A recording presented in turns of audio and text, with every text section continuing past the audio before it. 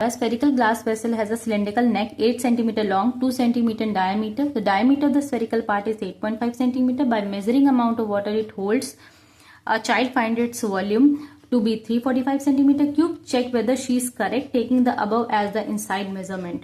ठीक है, कि स्फेरिकल ग्लास वेसल है जिसका जो सिलेंड्रिकल नेक है वो 8 सेंटीमीटर लॉन्ग है, ठीक है, और 2 सेंटीमीटर उसकी डायमीटर है, मतलब उसकी हाइट 8 सेंटीमीटर होगी और उसकी डायमीटर 2 सेंटीमीटर है, तो रेडियस 1 सेंटीमीटर होगी।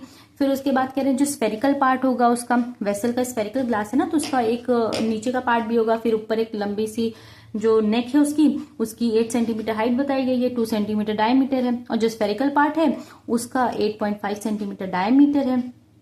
तो कहना है कि by measuring the amount of water it holds, मतलब पहले मेजर करते हैं कि फिर चाइल्ड को पता चलता है, जो चाइल्ड उसको मेजर कर रहा है उसे पता चलता है कि कितना वॉल्यूम उसमें होगा। उसने वॉल्यूम निकाला है कि 345 सेंटीमीटर क्यूब उसके अंदर वॉल्यूम होगा जब उसने वाटर मेजर किया।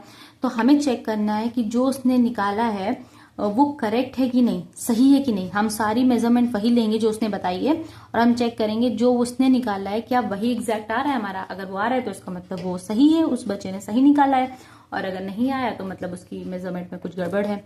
सो पहले डायग्राम ड्रॉ करते हैं। ठीक है, ये हमारा डायग्राम है, इसमें ये स्फेरिकल पार्ट है और ये इसका सिलेंड्रिकल नेक है। सो ये कितना सेंटीमीटर बोला है उसने, ये 8 सेंटीमीटर बताया।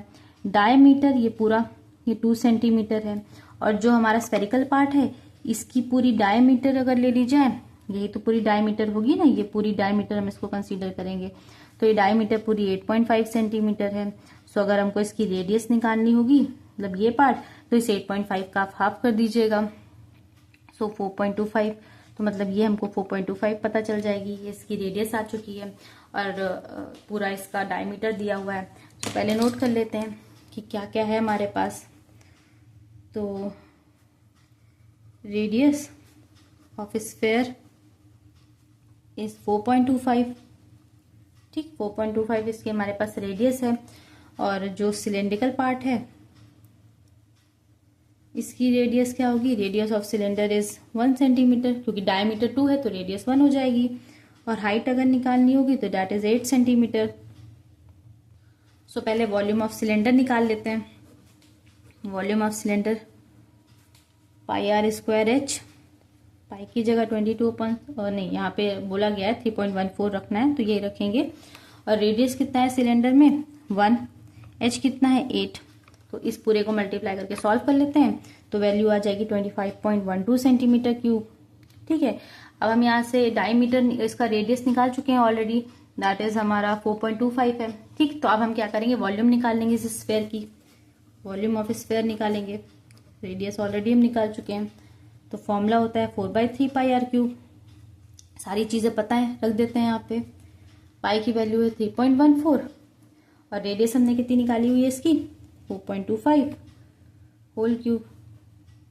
ठीक, जब इस पूरी चीज को सॉल्व करिएगा तो वैल्यू आएगी 321.39 सेंटीमीटर क्यूब। ठीक, ये इसकी वैल्यू आ गई है। अब हमको टोटल वॉल्यूम निकालना है इस ग्लास वेसल का, तो टोटल निकालने के लिए हम क्या करेंगे, जो हमने सिलेंडर पार्ट की वॉल्यूम निकाली है और जो हमने स्फेरिकल पार्ट की वॉल्यूम निकाली है दोनों को मैट कर देते हैं। तो टोटल वॉल्यूम निकालने के लिए total volume of vessel is equal to volume of cylinder plus volume of sphere. तो सिलेंडर का वॉल्यूम कितना है 25.12 सेंटीमीटर क्यूब और स्फेयर का कितना है 321.39 सेंटीमीटर क्यूब। ऐड कर देते हैं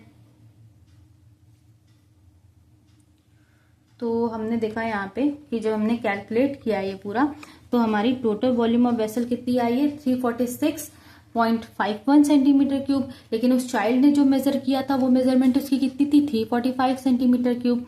इसका मतलब क्या है कि जो चाइल्ड ने मेजर किया है इसका वॉल्यूम वो उसने गलत मेजर किया है, क्योंकि करेक्ट वॉल्यूम जो आएगी वो आएगी 346.51 सेंटीमीटर क्यूब। जो उसने हमको मेजरमेंट बताई है उस मेजरमेंट के अकॉर्डिंग तो हमारा वॉल्यूम ये आना चाहिए, लेकिन उसका 345 आया है, तो मतलब वो बच्चा जो है वो गलत है, वो सही नहीं है। हमारी एग्जैक्ट वॉल्यूम ये आने वाली है।